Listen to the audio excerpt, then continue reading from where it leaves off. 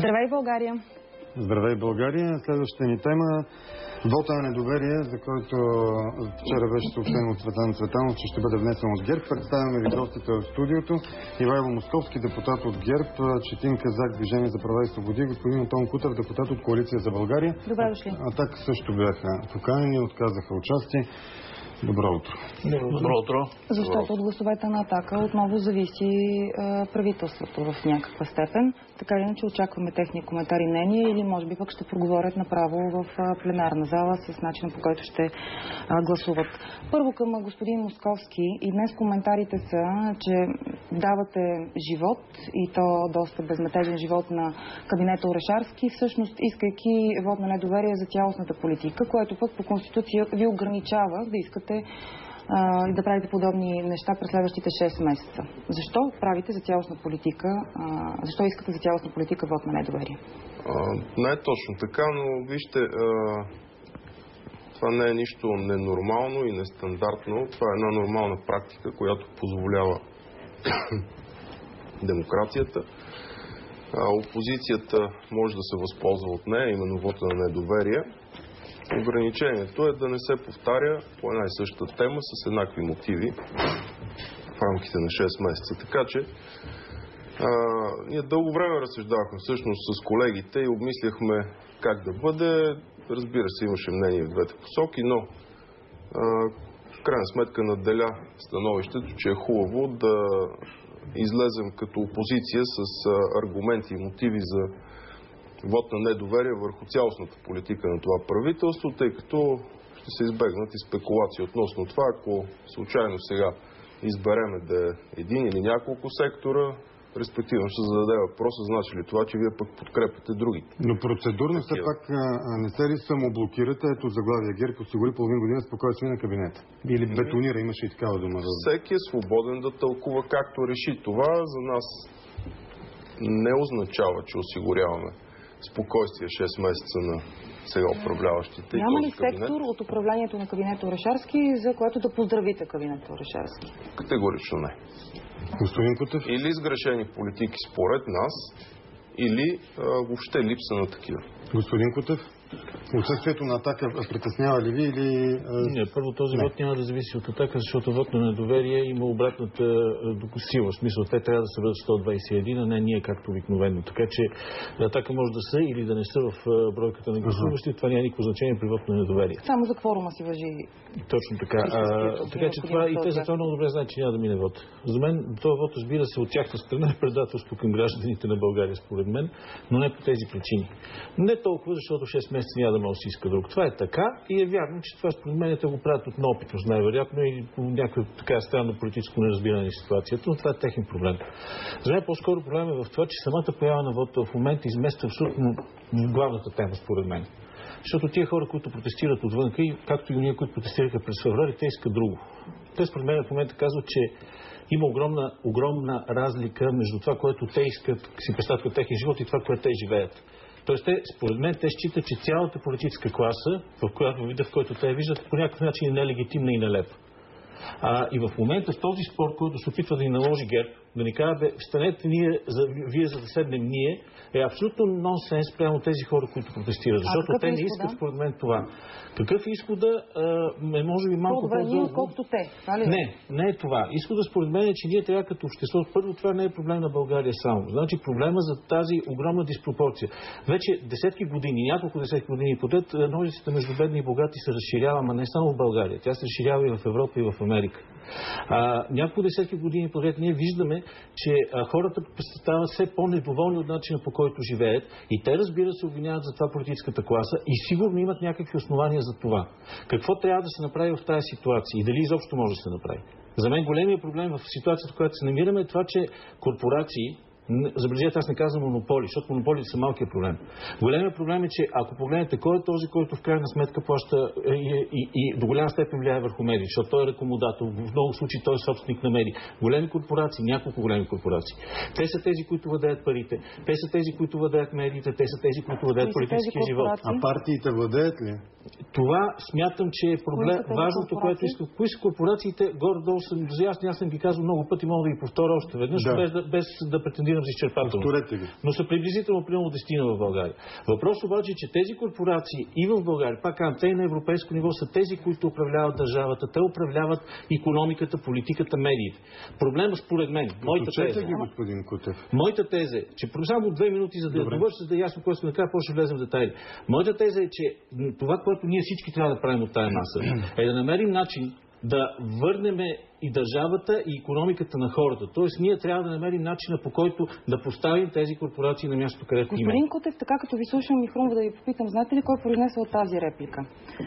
В България тесен кръг от влиятелни хора влияе върху политиката, има срастване на медийни, политически и икономически интереси. Сякаш тук, що вие произнесохте това? Аз го казвам много време. Тази реплика, че президента вчера ги говори тя. Само че аз като се върнем на това да споменем и кои са корпорациите, аз твърдя, че корпорациите, които стоят зад президента, са абсолютно част от това статуко. Кажете и едните и другите. И другите, пак казвам, аз знам дали мога да бъде изчерпателен. Тук колегите ще ми помогнат след това. Нека да се намесят. Аз нямам нищо против. Веднага казвам къде е проблема според мен на сегашната политическа ситуация. Това е, че примерно, ако цялото това недоволство беше повдигнато от Делян Пеевски, и той имаше своето основание в даден момент, това не беше и същия Делян Пеевски, който работеше много активно с Бойко Борисов 4 години преди това. И ако ние считаме, че Делян Пеевски има една медийна империя, която може да влияе, което очевидно е вярно, защото той я има, този Делян Пеевски всъщност той е продукт на БСП, на ДПС и не беше ли продукт на ГЕРБ в същата степен. Тоест, тук въпросът какъв е, че ако ние в момента излезем, това ми е проблема с този вот на недоверие. Излиза ГЕРБ и казва, вие сте виновни, защото направихте, ние им говорим, вие сте виновни, защото и вие поддържахте Делян Пеевски. Тук това е разговора. Да, ама това искам да кажа, че това е нелепия разговор. Това е предателството към хората, защото това не е верният разговор. Ама ако са имали ГЕРБ връзки с Пеевски и медиите... Те очевидно имаха и вие го знаете. На Пеевски са подкрепили правителството на ГЕРБ, сега... Това означава ли, че една грешка, защото вие отчитате, че е грешка това, нали? Да. Е оправдана, защото и ГЕРБ се е допускали. Не казвам това. Напротив, казвам точно обратно. Че ние имаме един много по-голям проблем, който дори не е български. Той според мен е европейски и световен проблем. Имаме огромно чувство навсякъде по света. Хората усещат, че има разминаване между начина, по който живеят и това, по който те оставете света, кажете корпорациите, понеже обещахте да ги посочите, повторите без претенция за изчерпателно. Аз твърдя, че примерно президентът е пряко свързан с Прокопиевите, които са хора, които притежават медии. Аз твърдя, че президентът е пряко свързан с Цветелина Борислава, примерно в подкрепата, в която той е получавал и продължава да получава. Има сигурност на дестина. Сигурно в това време аз твърдя, че един от хората, които управляват политическото пространство в България, също е Делян Пеевски, който също може да бъде проблем в този случай. Тоест, всички ние знаем тези имена. Аз ви казвам имена, които няма българин, който да не знае, нали така? Има, разбира се. Не е въпросът в това да ги назовем поименно тези хора. Въпросът е в това, възможно ли е да разплетем възела? Само още 2 изречения. Как може да се разплете от едно правителство? Дали това или друго? Единствен начин възела да се разплете аз се надявам да няма революционен само начин, да има еволюционен. А това означава поне да се опита да направи няколко неща, които според мен това правителство до някъде се опитва, но не изцяло. Тоест ние не сме стигнали до края. Намаляването на цената на тока. Един от тези опити. Опити за ограничаване на монополите. В събиране там на сметки за ток и така нататък. Един от тези. Закон за обществените поръчки, който сега готвиме, е подобен опит. Това не е достатъчно. Но ако се съберат многократно повече такива крачки във вярната посока, това може и да доведе до смисленост на правителството или до неговото управление. Като казахте монополи, има ли монополизиране на място, което се съхраняват държавните пари, особено енергийните такива държавни? Там беше направено достатъчно много, според мен, от временното правителство и от сегашното. Според мен, аз не мога да преценя дали има, защото в крайна краща ние трябва да изберем принципа. Ако нашия принцип е ние даваме свободното право на договаряне, добре, какво да правим, ако една банка е дала 2 пъти по-добри условия от други? Добре, искам господин Казак да включим в разговора, след това реплики от господин Московски. Да. След този анализ на... Присъединявате ли се към анализа? Не съвсем. Аз мисля, че се отклонихме от темата. Темата е вота на недоверие, който внася ГЕРБ за политиката на това правителство и дебата, който трябва да се проведе, какво отличава това правителство от предишното. Имам предвид не е служебното, това, което управлява България в продължение на почти 4 години. И има ли основание този вод или не? И тук трябва да се концентрираме и според мен е крайно очевадно, че това правителство за краткия период от време въпреки трудностите, огромните трудности, на които съпътстваха неговото управление, огромният обществен натиск, това, че не му беше оставено и един ден спокойствие, протестите и така нататък, това правителство успя да свърши за този кратък период от време не малко неща. Тоест, то работи за хората, въпреки хората. И дава сигурни индикации, че ще продължи да работи в вярната посока. Тази седмица се очаква първо премиерът Орешарски да направи отчет пред Народното събрание за 100 дни на своето управление и второ да представи управленската програма на правителството до края на неговия мандат. Така че с това нещо се оборва една от тезите на опозицията, с което внасят вот на недоверие, едва ли не правителството нямало програма. Има програма, тя ще бъде представена и обсъдена днес. Ще бъде направи отчет Пламен Орешарски пред народните представители. Аз очаквам, може би днес да направи отчет и най-късно утре и петък да бъде представена програмата. Ако това за корпорациите е вярно, за какво всъщност говорим? Това, което господин Кутев изброи. За имитация на политика? Вижте, това са теми, които не би трябвало така, как да кажа, в такъв бърз и адхок порядък да бъдат обсъждани. Това са много сериозни теми, които не мисля, че трябва да бъдат изказвани такива крайни становища. Едва ли не всички корпорациите управляват държавата, едва ли не политиците са пионки и така нататък. Аз нямам за себе си усещането. Защо господин Московски се смее? Аз мисля, че господин Московски, който е бил бивш министър на транспорта, не вярвам да се гласи, че е пионка в ръцете на някакви корпорации, но нека той да каже. Аз всъщност наистина, господин Казак, считам, че коректно отразява тези коментари. Всъщност, господин Кутев, моля да ме извини, но аз също считам, че той е така доста се отклони от конкретната тема и говори в известна степен малко небивалици. Кой беше небивалици? Много. Любопитен подход от това, господин Московски. Дайте да влезем в детайли, ако искате по небивалиците конкретно. Той изброи корпорации и кръговичи имена. Не е ли прав? Не знам, не се говори за това и на вас. Не, напротив, но аз не разполагам с такава информация, с която явно разполага господин Кутев, за да правя коментари относно конкретни компании и фирми работещи в България. По-скоро опитвам се да... че вие не разполагате с нея при положение, че сте бил министър, кой разполага тогава? Аз бих могъл да говоря за компаниите, работили в сектор транспорт, информационни технологии и съобщения. Нека да се концентрираме върху темата, която е важна за обществото. Всъщност ние считаме, че този дебат трябва да се проведе. Както казах, до голяма степен ние считаме първо, че липсват политики в отделните сектори. В кой сектор ще започнете критиките си в пленарна зала? Много са, но давам ви конкретен пример. Ако може и някой от колегата седящи тук да обясни каква е политиката в сектора инвестиционно програмиране и планиране. Всъщност новото министерство, което никой не знае. Проектиране. Ако може да разкажете каква е политиката в този сектор, ще ви бъде благодарен. Че му бъркаме името един бивш министър, а и не само той, името на този... Това е съвсем ново министерство и все пак трябва да свикнем с неговото съществуване. Разбира се, но именно защото е ново. Всяко ново нещо има нужда от време, за да се утвърди, за да се намери място и да оформи своят облик. То между именно затова е нормално господин Московски да не знае каква точно е политиката на министерството, но би трябвало да знае примерно, че... Не е важен господин Московски, важни са хората. Че еднократната помощ за първокласници се увеличи от 150 на 250 лева. Че майчинските затова говоря за уния министерства, в които е ясно и където са ми ясни функциите. Че майчинските се увеличиха от 240 на 310. На този етап това министерство, то още практически няма ръководство. Аз чух, че вчера е бил назначен някъде четох, даже не знам дали е вярно, заместник министър. Тоест, нормално е за министерството. Нормално е едно министерство, в което в края на краищата сега се създава, да не е достатъчно ясно какво е свършило за времето, за което се създава.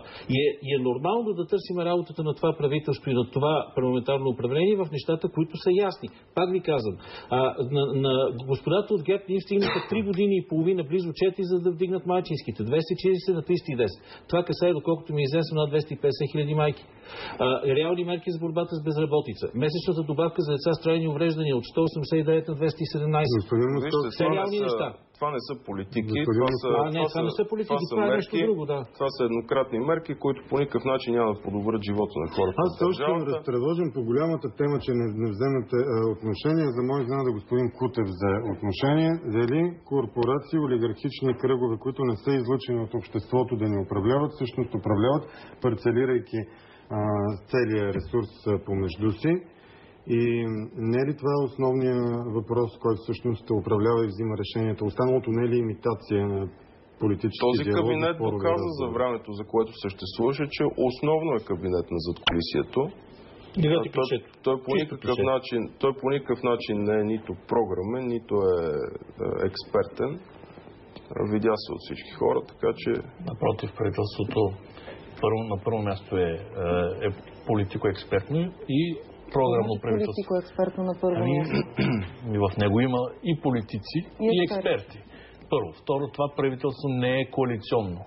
За разлика от правителствата, които управляваха през 2001-2005, коалиция НДСВ, ДПС и 2005-2009 тройна коалиция. Независите от Атака. Това правителство е правителство, както казах, на обединено около определени цели, определена програма и в него има експерти.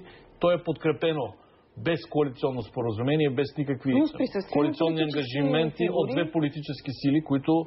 И с активно тяхно присъствие. Разбира се, но това правителство има ясни цели. Ако то до момента, в който то ги изпълнява своята програма, то ще бъде подкрепено от ДПС.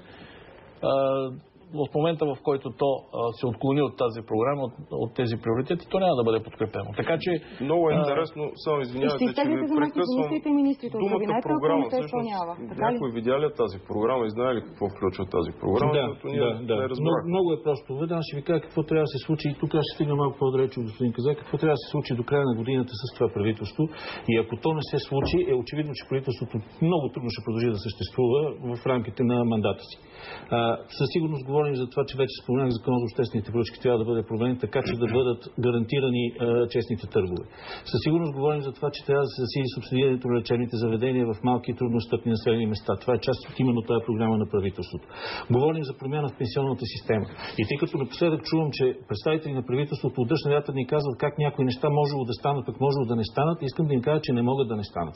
Ако нещата, които са заложени... пръст на правителството, за кое? Че може да не стане. Конкретно, примерно, за спирането на увеличението на възрастта за пенсиониране.